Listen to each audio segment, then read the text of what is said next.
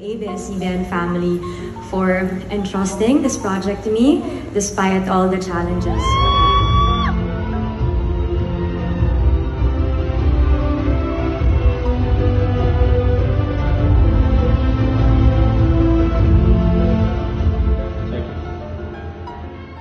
Taas ko lang po yung mic. Baba po. Ayan. Ano po sa lahat?